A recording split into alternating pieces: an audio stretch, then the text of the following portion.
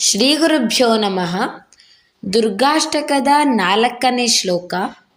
ಸರ್ವೇಸ್ಮಿಂತು ಜನಾ ಅಲೋಕ್ಯ ಚ ಇಮಾನ್ ಅನ್ಯಃ ಅಯಂ ವಾ ಇಯಂ ಅನ್ಯೇತ್ಯೇವ ವದಂತಿ ಕಿಂತು ಸುಜನಾಃ ಏಕೈವ ಸರ್ವೇಪಿ ಹಿ ಇತ್ಯೇವಂ ಪ್ರಸರಂತಿ ಸುಷ್ಟು ಮನಸಾ ಬ್ರಾಹ್ಮ್ಯಾಂ ಸದೇತೆ ಕುಲೆ ವಕ್ಷೇ ಚೇತಸಿ ಸರ್ವದಾ ಸ್ಮೃತ್ವ ಸುರಾಂ ಮಾಂ ಪಾಹಿ ದುರ್ಗಾಂಬಿಕಾ ಮಾಂ ಪಾಹಿ ದುರ್ಗಾಂಬಿಕಾ. ಈ ಶ್ಲೋಕದ ಪದಚ್ಛೇದ ಹೀಗಿದೆ. ಸರ್ವೇಸ್ಮಿನ್ ತು ಜನಾಃ ಅಲೋಕ್ಯ ಚ ಇಮಾನ್ ಅನ್ಯಃ ಅಯಂ ವಾ ಇಯಂ ಅನ್ಯೇ ಇತಿ ಏವ ವದಂತಿ ಕಿಂತು ಸುಜನಾಃ ಏಕ ಏವ ಸರ್ವೇ ಅಪಿ ಹಿ ಇತಿ ಏವಂ ಪ್ರಸರಂತಿ ಸುಷ್ಟು ಮನಸಾ ಬ್ರಾಹ್ಮ್ಯಾಂ ಸದಾ ಏತೆ ಕುಲೆ ವಕ್ಷೇ ಚೇತಸಿ ಸರ್ವದಾ ಸ್ಮೃತ್ವ ಸುರಾಂ ಮಾಂ ಪಾಹಿ ದುರ್ಗಾಂಬಿಕಾ ಇತಿ. ಅನ್ವಯಂ ಜನಾಃ ಸರ್ವೇ ಅಸ್ಮಿನ್ ಲೋಕೆ ಅಲೋಕ್ಯ ಅಯಂ ಅನ್ಯಃ ಅಥವಾ ಇಯಂ ಅನ್ಯಾ ಇತಿ ವದಂತಿ ಕಿಂತು ಸುಜನಾಃ ಸರ್ವೇಪಿ ಏಕೈವ ಇತಿ ಸುಷ್ಟು ಮನಸಾ ಬ್ರಾಹ್ಮ್ಯಾಂ ಕುಲೆ ಏತೆ ಪ್ರಸರಂತಿ ಯತಃ ಚೇತಸಿ ಸುರಾಂ ಸ್ಮೃತ್ವಾ ಸರ್ವದಾ ವಕ್ಷೇ ಮಾಂ ಪಾಹಿ ದುರ್ಗಾಂಬಿಕಾ ಇತಿ. ತಾತ್ಪರ್ಯ. ಈ ಶ್ಲೋಕದ ತಾತ್ಪರ್ಯ ಹೀಗಿದೆ. ಸರ್ವೇಸ್ಮಿಂತು ಜನಾಃ ಅಲೋಕ್ಯ. ಅಲೋಕ್ಯ ಅಂತ ಹೇಳಿದ್ರೆ ನ ಲೋಕ್ಯ ಅಲೋಕ್ಯ ಅಂತ ಹೇಳಿದ್ರೆ ಯಾವುದೇ ಒಂದು ವಿಷಯವನ್ನ ವಿಚಾರಿಸದೆ ಇವನು ಬೇರೆ ಅವನು ಬೇರೆ ಅಂತ ಎಲ್ಲ ಜನರು ಕೂಡ ಹೇಳ್ತಾರೆ. ಅಯಂ ಅನ್ಯಃ ಇಯಂ ಅನ್ಯಾ. ವಿಷ್ಣು ಶಿವ ಬ್ರಹ್ಮ ವಾಯು ವರುಣ ಎಲ್ಲರೂ ಬೇರೆ ಬೇರೆ. ಅಯಂ ಅನ್ಯಃ. ಲಕ್ಷ್ಮಿ ಸರಸ್ವತಿ ದುರ್ಗೆ ಪಾರ್ವತಿ ಅರುಂಧತಿ ಇವರೆಲ್ಲ ಬೇರೆ ಬೇರೆ ಬೇರೆ. ಇಯಂ ಅನ್ಯಾ ಅಂತ ಜನರು ಹೇಳ್ತಾರೆ. ಆದರೆ ಸುಜನಾಃ ಸುಷ್ಟು ಜನಾಃ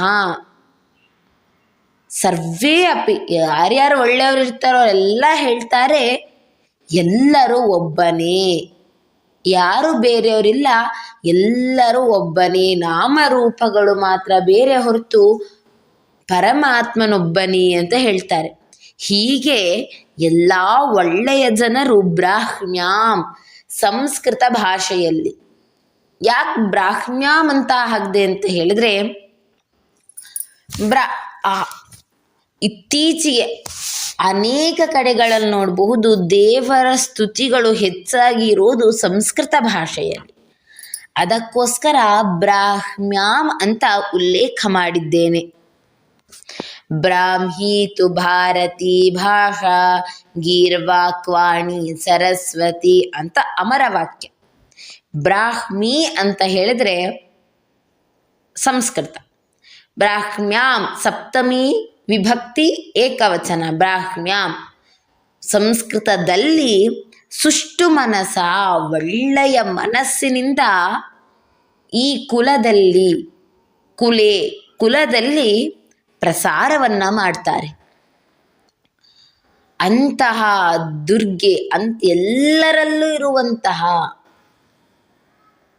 ಎಷ್ಟೋ ನಾಮಗಳ ಹೊಂದಿದ್ರೂ ಕೂಡ ಪರಮಾತ್ಮ ಒಬ್ಬನೇ ಆಗಿರುವಂತಹ ಆದಿಶಕ್ತಿ ಒಬ್ಬಳೇ ಆಗಿರುವಂತಹ ದುರ್ಗೆಯನ್ನ ಪ್ರತಿದಿನ ಚೇತಸಿ ಚಿತ್ತಂ ತು ಚೇತೋ ಹೃದಯಂ ಸ್ವಾಂತಂ ಹನ್ಮಾನಸಂ ಮನಃ.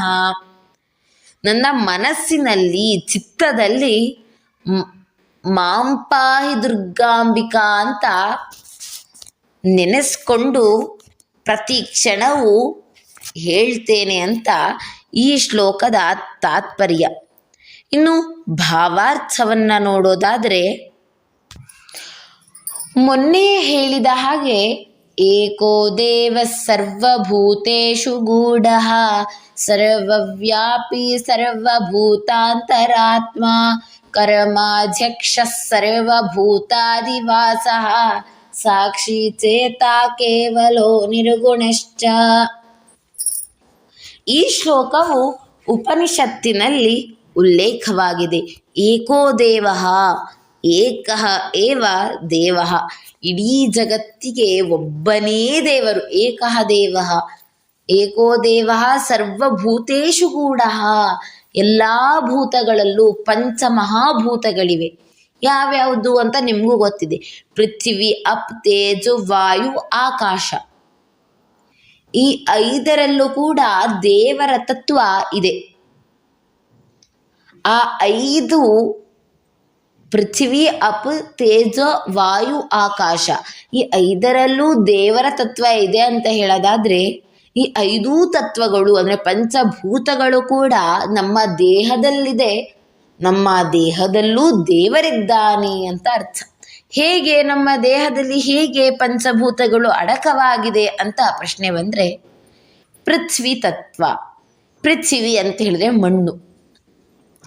ಆ ಮಣ್ಣಿನ ಅಂಶದಿಂದಲೇ ನಮ್ಮ ದೇಹ ಸೃಷ್ಟಿಯಾಗಿದೆ. ಹಾಗಾದರೆ ನಮ್ಮ ದೇಹ ಪೃಥ್ವಿ ತತ್ವ.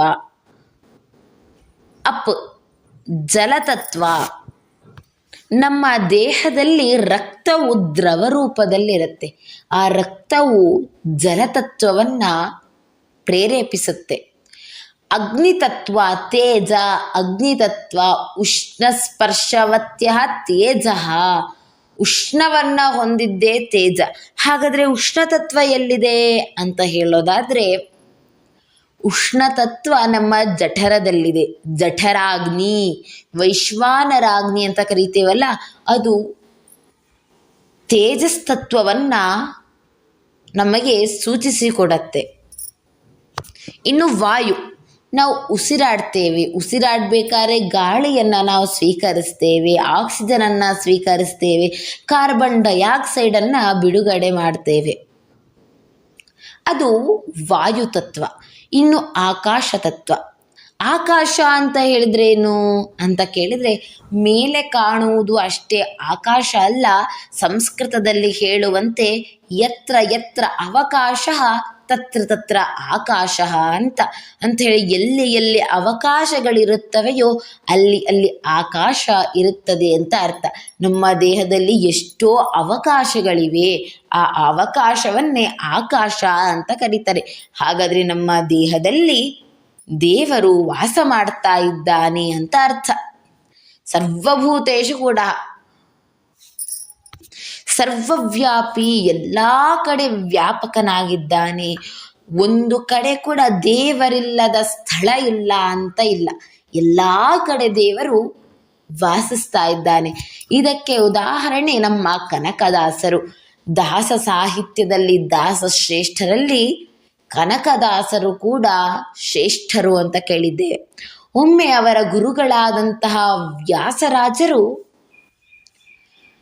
ತನ್ನ ಶಿಷ್ಯಂದಿರಿಗೆಲ್ಲ ಒಂದೊಂದು ಬಾಳೆಹಣ್ಣನ್ನು ಕೊಟ್ಟು, ಉಪವಾಸದ ದಿನ ಇರುತ್ತವತ್ತು, ಒಂದೊಂದು ಬಾಳೆಹಣ್ಣನ್ನು ಕೊಟ್ಟು ಯಾರಿಗೂ ಕಾಣದ ಹಾಗೆ ಇದನ್ನು ತಿನ್ಕೊಂಡು ಬನ್ನಿ, ಇಲ್ಲ ಅಂದರೆ ಹೊಟ್ಟೆ ಹಸಿವಾಗುತ್ತೆ ಅಂತ ಹೇಳಿ ಕಳಿಸ್ತಾರೆ. ಶಿಷ್ಯಂದಿರೆಲ್ಲ ಒಂದೊಂದು ಮೂಲೆಗೆ ಹೋಗಿ ತಿನ್ನಲು ಆರಂಭ ಮಾಡ್ತಾರೆ. ಕನಕದಾಸರು ಕೂಡ ಇಡೀ ಕೊಠಡಿಯನ್ನು ಹುಡುಕ್ತಾರೆ, ಆಚೆ ಕಡೆ ಹುಡುಕ್ತಾರೆ. ಅವರು ಮಾತ್ರ ತಿನ್ನೋದಿಲ್ಲ. ಎಲ್ಲರೂ ಕೂಡ ತಿಂದು ಮುಗಿಸ್ತಾರೆ. ಮುಗಿಸಿ ಗುರುಗಳ ಮುಂದೆ ಬಂದು ನಿಲ್ತಾರೆ. ಕನಕದಾಸರು ಮಾತ್ರ ಬಾಳೆಹಣ್ಣನ್ನು ಕೈಯಲ್ಲಿ ಹಿಡಿದುಕೊಂಡು ಬಂದು ಹಾಗೆ ನಿಲ್ತಾರೆ. ಆಗ ವ್ಯಾಸರಾಜರು ಕೇಳ್ತಾರೆ, ಏನಪ್ಪ ನಿನಗೆ ಯಾರೂ ನೋಡದೇ ಇರುವಂಥ ಸ್ಥಳ ಕಾಣಲೇ ಇಲ್ವಾ ಅಂತ. ಆಗ ಕನಕದಾಸರು ಹೇಳ್ತಾರೆ, ದೇವರು ಸರ್ವವ್ಯಾಪಿ, ಎಲ್ಲ ಕಡೆ ವ್ಯಾಪಿಸಿದ್ದಾನೆ. ನಾನು ದೇವರು ಎಲ್ಲಿಲ್ಲ ಅಂತ ಹುಡುಕ್ದೆ, ಎಲ್ಲ ಕಡೆಯೂ ದೇವರು ಇದ್ದಾನೆ. ನಾನು ತಿನ್ನೋದು ದೇವರು ನೋಡ್ತಾನೆ, ಅದಕ್ಕೋಸ್ಕರ ನನಗೆ ಯಾರೂ ಇಲ್ಲದ ಸ್ಥಳ ಸಿಗಲೇ ಇಲ್ಲ ಅಂತ ಉತ್ತರ ಕೊಡ್ತಾರೆ.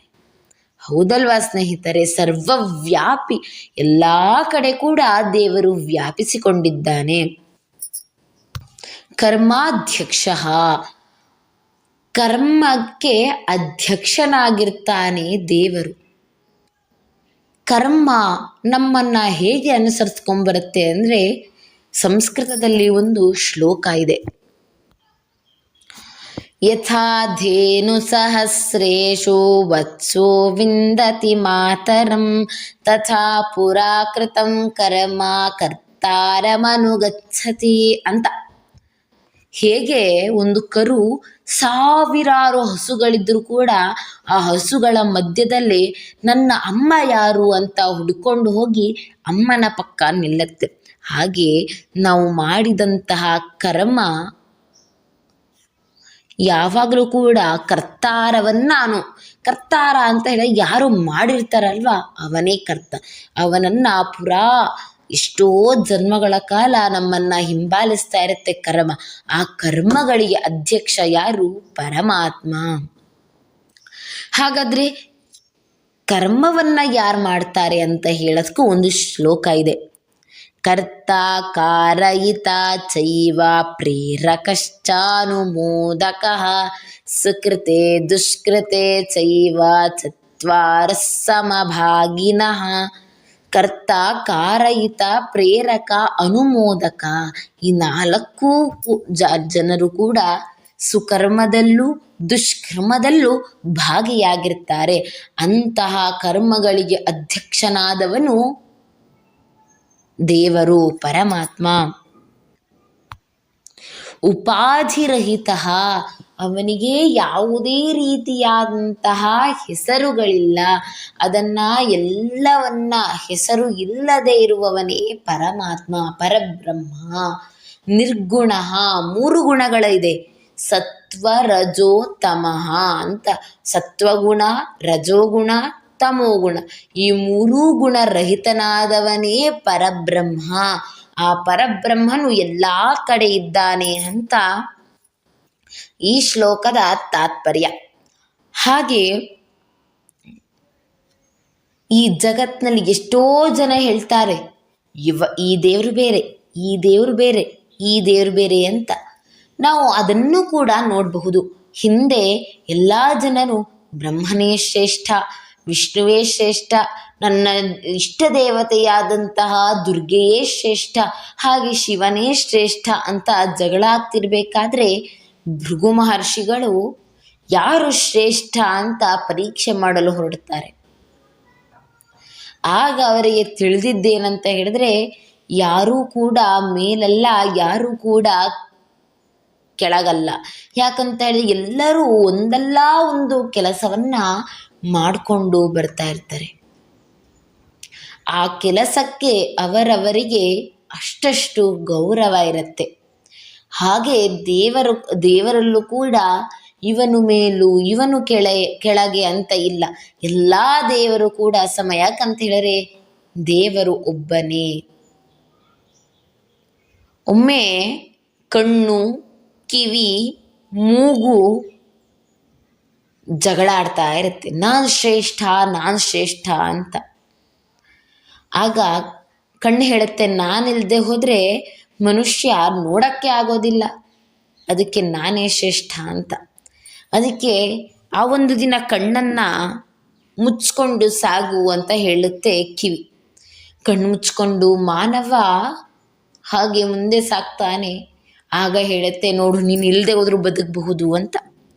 ಆಗ ಕಿವಿ ಹೇಳುತ್ತೆ, ನಾನೇ ಶ್ರೇಷ್ಠ, ಯಾಕಂದರೆ ಮಾತಾಡಿದ್ದೆಲ್ಲ ಕೇಳಿಸ್ಕೊಳ್ತೇನೆ, ನಾನು ಇಲ್ಲದೆ ಹೋದರೆ ಕೇಳಿಸ್ಕೊಳ್ಳೋಕ್ಕೆ ಆಗೋದಿಲ್ಲ ಅಂತ ಜಂಬವನ್ನು ಕೊಚ್ಕೊಳ್ಳುತ್ತೆ. ಆಗ ಕಣ್ಣು ಹೇಳುತ್ತೆ, ನೀನು ಕಿವುಡು ಮಾಡ್ಕೊ ಒಂದಿನ ಅಂತ. ಕಿವಿ ಕಿವುಡಾಗತ್ತೆ, ಒಂದಿನ ನಡೆದೇ ಬಿಡುತ್ತೆ, ಯಾವುದೇ ವ್ಯತ್ಯಾಸ ಆಗೋದಿಲ್ಲ. ಆಗ ಬಾಯಿ ಹೇಳುತ್ತೆ ನಾನೇ ಶ್ರೇಷ್ಠ, ನಾನಿಲ್ಲದೆ ಹೋದರೆ ಮಾತಾಡೋಕ್ಕೆ ಆಗೋದಿಲ್ಲ, ಮೂಕನಾಗಿ ಬಿಡ್ತಾನೆ ಮನುಜ ಅಂತ ಹೇಳುತ್ತೆ. ಆಗ ಕಿವಿ ಹೇಳುತ್ತೆ ಹೌದಾ, ಒಂದಿನ ಮೂಕನಾಗಿ ಬಿಡು, ನೋಡೋಣ ಏನಾಗತ್ತೆ ಅಂತ. ಮೂಕನಾಗುತ್ತೆ. ಆಗ ಆ ದಿನ ಕೂಡ ಕಳೆದು ಹೋಗುತ್ತೆ. ಆದರೆ ಒಂದಿನ ಆತ್ಮ ಹೇಳುತ್ತೆ, ಸರಿ ನೀವೆಲ್ಲ ಶ್ರೇಷ್ಠ ಶ್ರೇಷ್ಠ ಅಂತ ಹೇಳ್ತಿದ್ದೀರಾ, ನಾನೇ ಹೋದರೆ ನೀವು ಯಾರೂ ಬದುಕೊಳ್ದಿಲ್ಲ. ಯಾಕಂತ ಹೇಳಿದರೆ ಆತ್ಮನೇ ಎಲ್ಲ ಒಂದು ಜೀವಿಗಳಿಗೂ, ಉಸಿರಾಡುತ್ತಿರುವಂಥ ಎಲ್ಲ ಜೀವಿಗಳಿಗೂ ಆಧಾರವಾಗಿರೋದು ಆತ್ಮ. ನಾನು ಹೋದರೆ ಬದುಕೋದಿಲ್ಲ, ನೀವ್ಯಾರು ಶ್ರೇಷ್ಠರಲ್ಲ, ಎಲ್ಲರೂ ಸಮಾನರು ಅಂತ ಹೇಳ್ತಾರೆ. ಆ ಆತ್ಮತತ್ವವೇ ಪರಮಾತ್ಮ ತತ್ವ. ಯಾಕೆ ಪರಮಾತ್ಮ ತತ್ವ ಆತ್ಮತತ್ವ ಒಂದೇನಾ ಅಂತ ಹೇಳಿದ್ರೆ, ಶಂಕರಾಚಾರ್ಯರು ಹೇಳುವಂತೆ ಅಹಂ ಬ್ರಹ್ಮಾಸ್ಮಿ, ಆತ್ಮ ಮತ್ತು ಪರಮಾತ್ಮ ಬೇರೆ ಬೇರೆ ಅಲ್ಲ, ಒಂದೇ ತತ್ವಗಳು. ಆತ್ಮ ಹೋದರೆ ಪರಮಾತ್ಮ ನಮ್ಮ ದೇಹದಿಂದ ಹೋದಂಗೆ. ಆ ಆತ್ಮತತ್ವಕ್ಕೆ ನಾವು ಗೌರವವನ್ನು ಕೊಡಬೇಕು. ಹಾಗೆ ಈ ಒಂದು ಶ್ಲೋಕದ ತಾತ್ಪರ್ಯವನ್ನು ನಾವು ತಿಳ್ಕೊಂಡ್ವಿ. ಒಟ್ಟು ತಾತ್ಪರ್ಯ ಹೇಗಿದೆ, ಈ ಜಗತ್ತಿನಲ್ಲಿ ಈ ದೇವರು ಬೇರೆ, ಆ ದೇವರು ಶ್ರೇಷ್ಠ ಅಂತ ಇಲ್ಲ, ಎಲ್ಲ ದೇವರು ಕೂಡ ಒಬ್ಬನೇ, ಅವನೇ ಪರಮಾತ್ಮ. ನಾವು ಸುಜನರಾಗೋಣ, ಅಂದರೆ ಒಳ್ಳೆ ಜನರಾಗಿ ಎಲ್ಲ ದೇವರು ಒಬ್ಬನೇ ಅಂತ ನಾವು ನಂಬಿಕೆಯನ್ನು ಇಟ್ಕೊಳ್ಳೋಣ. ಆದರೆ ತಮ್ಮ ತಮ್ಮ ದೇವರ ಮೇಲೆ ಹೆಚ್ಚು ನಂಬಿಕೆಯನ್ನು ಇಡಬೇಕು. ಅವರವರ ಭಾವಕ್ಕೆ ಅವರವರ ಭಕುತಿಗೆ ಅಂತ ನಾವು ಗಾದೆಯನ್ನು ಕೇಳಿದ್ದೇವೆ. ಕೆಲವಷ್ಟು ಜನಕ್ಕೆ ವಿಷ್ಣು ಇಷ್ಟ, ಕೆಲವಷ್ಟು ಜನಕ್ಕೆ ಬ್ರಹ್ಮ ಇಷ್ಟ, ಕೆಲವಷ್ಟು ಜನಕ್ಕೆ ಶಿವ ಇಷ್ಟ, ಕೆಲವಷ್ಟು ಜನಕ್ಕೆ ಲಕ್ಷ್ಮಿ, ಸರಸ್ವತಿ, ಪಾರ್ವತಿ ಇಷ್ಟ. ಎಲ್ಲರೂ ಪರಬ್ರಹ್ಮನಲ್ಲೇ ಲೀನರಾಗ್ತಾರೆ. ಆದರೆ ಕೆಲವಷ್ಟು ಜನ ಇಷ್ಟಪಟ್ಟಿರ್ತಾರೆ ದೇವರನ್ನು. ಆ ದೇವರನ್ನು ನಾವು ನಮ್ಮ ಭಕ್ತಿಗೆ ಅನುಗುಣವಾಗಿ ಪೂಜಿಸೋಣ, ಆರಾಧಿಸೋಣ ಅಂತ ಹೇಳ್ತಾ, ಇನ್ನೊಮ್ಮೆ ಈ ಶ್ಲೋಕದ ಒಂದು 4 ಸಾಲುಗಳನ್ನು ಉಚ್ಚಾರಣೆಯನ್ನು ಮಾಡಿ ಇಂದಿನ ಸಂಚಿಕೆಯನ್ನು ಮುಕ್ತಾಯಗೊಳಿಸೋಣ. ಸರ್ವೇಸ್ಮಿನ್ ತು ಜನಾ ಅಲೋಕ್ಯ ಚ ಇಮಾನ್ ಅನ್ಯಃ ಅಯಂ ವಾ ಇಯಂ ಅನ್ಯೇತ್ಯೇವ ವದಂತಿ ಕಿಂತು ಸುಜನಾಃ ಏಕೈವ ಸರ್ವೇಪಿ ಇತ್ಯೇವಂ ಪ್ರಸರಂತಿ ಸುಷ್ಟು ಮನಸಾ ಬ್ರಾಹ್ಮ್ಯಾಂ ಸದೇತೆ ಕುಲೇ ವಕ್ಷೇ ಚೇತಸಿ ಸರ್ವದಾ ಸ್ಮೃತ್ವ ಸುರಾಂ ಮಾಂ ಪಾಹಿ ದುರ್ಗಾಂಬಿಕಾ, ಮಾಂ ಪಾಹಿ ದುರ್ಗಾಂಬಿಕಾ. ಸರ್ವೇ ಜನಾಃ ಸುಖಿನೋ ಭವಂತು. ಧನ್ಯವಾದ.